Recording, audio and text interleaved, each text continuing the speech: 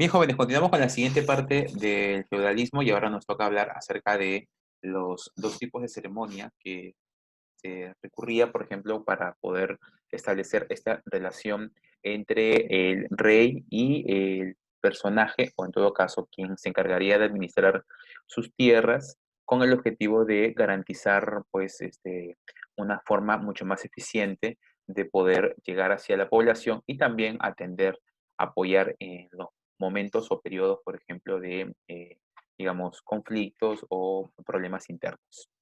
Tenemos en primer lugar el homenaje, que era un procedimiento a través del cual pues el vasallo juraba fidelidad al señor, es decir, en este caso, mientras que él establecía, por ejemplo, ¿no? El señor feudal, por ejemplo, establecía, o mejor dicho, el propio vasallo, pues juraba fidelidad a la corona, ¿no?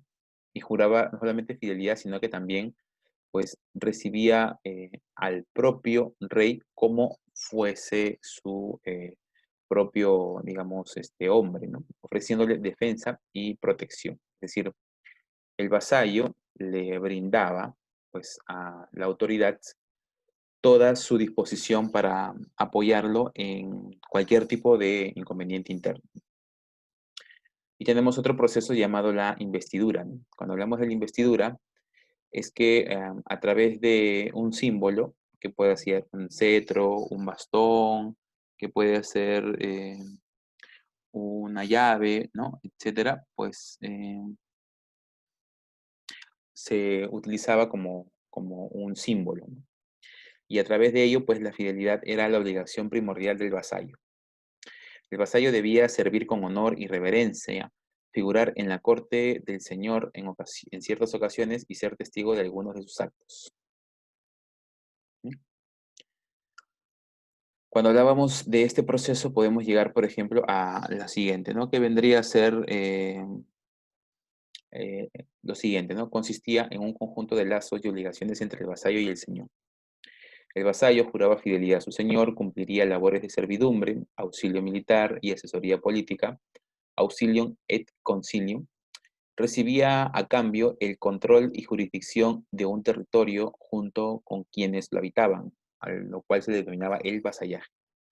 Tenía las siguientes funciones: legislar y también imponer impuestos, además de administrar justicia. Entonces, más o menos la línea sucesoria era pues la corte, el señor feudal y el vasallo.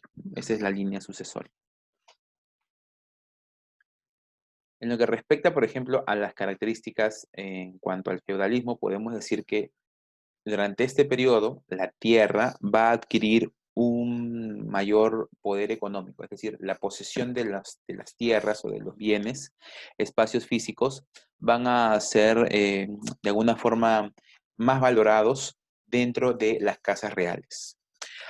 Asimismo, como estamos hablando de la posesión de tierras y en ese tiempo pues no se ponía en práctica, por ejemplo, la agricultura, entonces es importante mencionar, o mejor dicho, la minería, es importante mencionar que en ese entonces no existía pues la minería como actividad económica importante, entonces la actividad económica más importante para desarrollar durante este periodo llamado feudalismo será la agricultura, ¿no? Entonces era la actividad económica más importante. La vida feudal adquiere mayor importancia que la vida en las ciudades.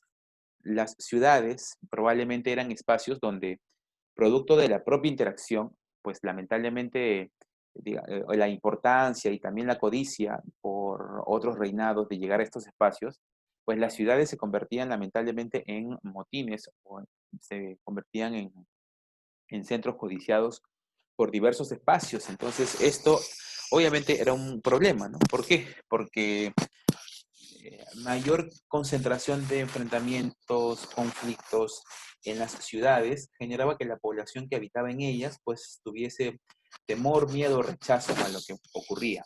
Entonces, por ese motivo que la vida feudal va a adquirir mayor importancia que la vida en las ciudades porque en los feudos no existía el nivel de peligrosidad o la probabilidad alta de conflictos, por ejemplo, internos, ¿no? Al contrario, más bien, Era un espacio donde la vida era un poco más calmada, las personas tenían sus actividades ya definidas, ¿no?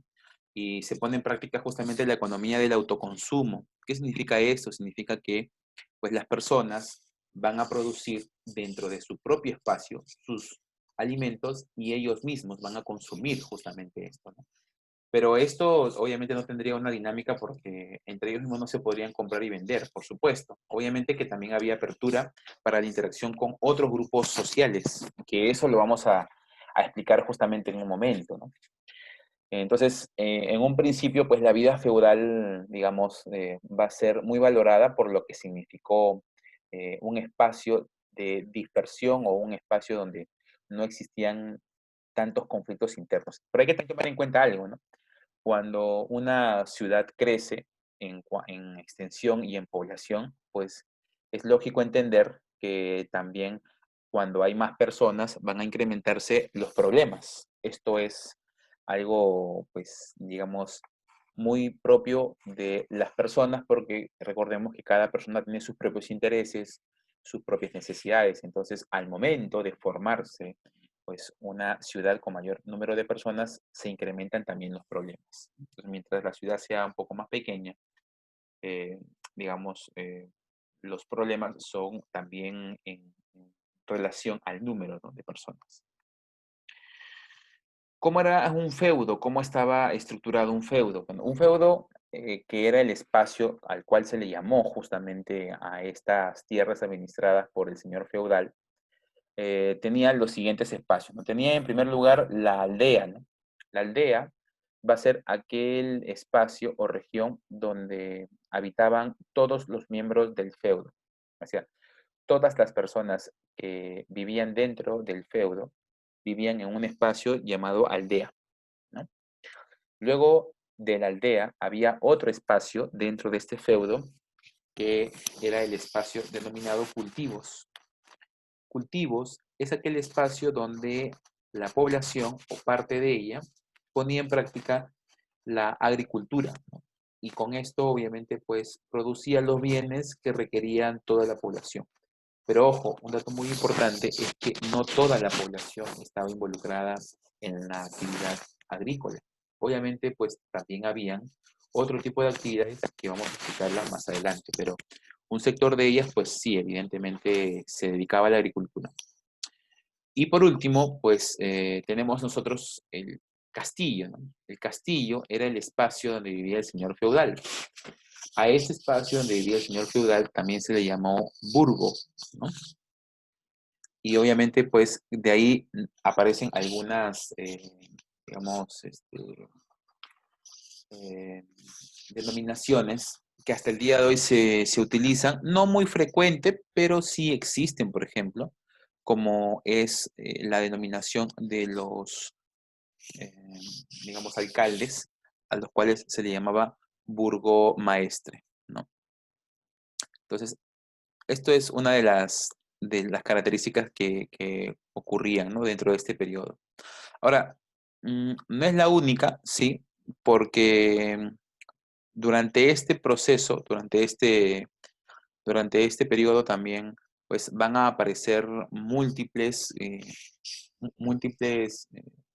procesos también de dinámica económica, ¿no? Porque obviamente no es fácil mantener una ciudad, por más poca cantidad de gente que exista, pues siempre va a existir la necesidad de interactuar con otros grupos sociales. Entonces, cuando hablamos de los feudos, podemos decir, por ejemplo, que surgirán posteriormente ya las ciudades medievales, pero tendrán una característica muy particular. ¿Cuál será esta característica? Que van a estar fortificadas, ¿no? Porque si bien es cierto, al inicio los feudos no contaban con esta fortificación, pues después la implementan porque se dieron cuenta que con ello de alguna forma brindaban mayor seguridad a la propia población y también a los propios gobernantes de este espacio, ¿no? Entonces era muy importante eso, ¿no? Además, asistían los comerciantes para ofrecer los productos, alimentos y a cambio compraban productos elaborados por los artesanos.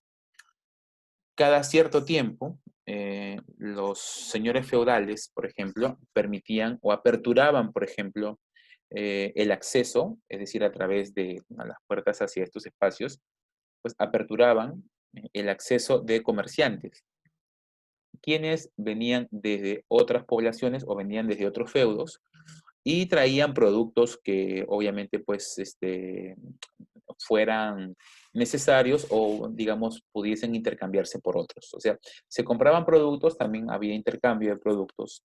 Básicamente lo que ofrecía, por ejemplo, los comerciantes eran alimentos que no se cultivaban dentro del propio feudo y a cambio ellos también compraban productos que elaboraban los propios, digamos, pobladores dentro de la ciudad. Veremos a continuación un poquito acerca de ello. Por ejemplo, esta es la estructura de la sociedad feudal. Entonces, en la parte más alta, obviamente, estará el rey, ¿no? Que, digamos, será el monarca, y él será, pues, la autoridad más importante dentro de este periodo. Pero después vamos a encontrar dos tipos de autoridades, ¿no? Por un lado, la, digamos, la organización social civil, y por otro lado, la organización social eh, religiosa, ¿no? Cuando hablamos de la organización social civil, hablamos de la nobleza, es decir, la nobleza estará compuesta pues, por los duques, los marqueses, los condes, ¿no? Que ya hemos visto en su momento quiénes son los que se encargan o por qué se le llama duque, ¿no? Duque porque administra un ducado, marqués porque administra una marca, conde porque administra un condado. Pero también existirá la baja nobleza, que serán los varones o los caballeros o las personas que de alguna forma brindaban algún servicio a la alta nobleza. Por el otro lado, por el lado religioso, está, por ejemplo, el alto clero, quienes lo conformaban los obispos y los arzobispos, mientras que el bajo clero lo conformaban los sacerdotes, los monjes y los frailes. Finalmente, los que conformaban parte de la clase no privilegiada eran los campesinos y los siervos, ¿no? Bueno, los campesinos eran quienes trabajaban las tierras dentro de un feudo, mientras que los siervos eran aquellas personas que formaban parte de la mano de obra de cada feudo, ¿no? Es decir, cuando una persona adquiría un feudo o pasaba a administrar un feudo, o en todo caso, ¿no? administrar algún tipo de posesión territorial, ese espacio territorial ya incluía, por ejemplo, a personas que trabajaban en ella, ¿no? Realizando múltiples funciones agrícolas, de limpieza, de, por ejemplo, cuidado, ¿no? De arado, de, por ejemplo, también, ¿no? pastoreo. Entonces, ellos eran los que realizaban ello. Entonces los siervos vendrían a ser aquellas personas que trabajaban dentro de los propios feudos o dentro de las haciendas y que brindaban justamente este servicio, ¿no? para la población. Se produce, pese a todo ello, lo que se denomina, por ejemplo, la Gran Depresión medieval, ¿no? La crisis del siglo XIV. Se da el proceso de ruptura y decadencia del sistema feudal que sucumbía bajo el influjo de una nueva economía de carácter urbano y comercial comprometida con la búsqueda de mercados y acumulación de dinero. Si bien es cierto, la economía llegó a funcionar porque de alguna manera los feudos producían sus productos, los vendían a la población que allí vivía y también permitían que otros comerciantes en ciertos días pues llegasen o ingresaran para hacer los intercambios comerciales, pues ahora lo que va a pasar es que la economía va a dar un giro porque ya no solamente va a ser importante el poseer un espacio físico, sino que ahora va a ser importante, por ejemplo, el intercambio comercial, es decir, la compra y venta de productos. Mientras yo puedo producir más, entonces puedo vender más. Por lo tanto, como puedo vender más, entonces voy a incrementar mis ganancias. De esa forma es como se produce esta llamada Gran Depresión medieval, porque de la posesión de la tierra, que era lo más importante, ahora se le va a dar importancia a las posesiones comerciales. Quien acumulase dinero, quien vendiese más productos, entonces iba a ser ahora una persona con mayores posibilidades de crecimiento, ¿no? Y también mayor estabilidad económica. Mientras que quienes poseían territorios, pero no tenían la capacidad para poder producir de ellos, o no tenían la capacidad para poder elaborar productos, entonces simplemente se quedaban teniendo el territorio, pero no adquiriendo ningún tipo de, digamos, beneficio económico, ¿no? ¿Cuáles van a ser las causas de la Gran Depresión medieval? Hay una serie de factores que van a confluir. Por ejemplo, tenemos en primer lugar lo que se denomina la pequeña edad glacial. Es un periodo en el cual, por ejemplo, en la Edad Media, pues las temperaturas van a descender drásticamente y esto obviamente va a generar un impacto no solamente en la población, sino también en actividades que dependían de ello, como por ejemplo la agricultura. Por eso es que la siguiente causa de la depresión medieval sería, por ejemplo, la reducción de la producción agrícola. Al descender las temperaturas, obviamente los cultivos se afectan. Las tierras no producen, los espacios para cultivos se cubren de nieve, entonces esto lamentablemente corta la oxigenación de la tierra y afecta obviamente a la productividad de los suelos. Otro aspecto muy importante será la escasez de alimento y elevación de los precios. Obviamente, al ya no haber producción, los productos que existan en el mercado van a aumentar su precio debido a que la demanda también se incrementa. Y esto generará pues malestar en la población porque en su deseo de poder sobrevivir van a pelear por los precios de los productos. Otro factor también será la peste negra que llegó desde Oriente a Occidente a través del comercio en el Mediterráneo, difundiéndose rápidamente en Europa por los bajos niveles de nutrición y salubridad. Eso lo vamos a explicar en un momento. Características de la depresión medieval. Hambrunas, epidemias, guerras y un alarmante incremento de la mortandad producto de la peste negra. Recordemos que la peste negra vendría a ser aquella enfermedad transmitida por los microbios que forman parte de los roedores.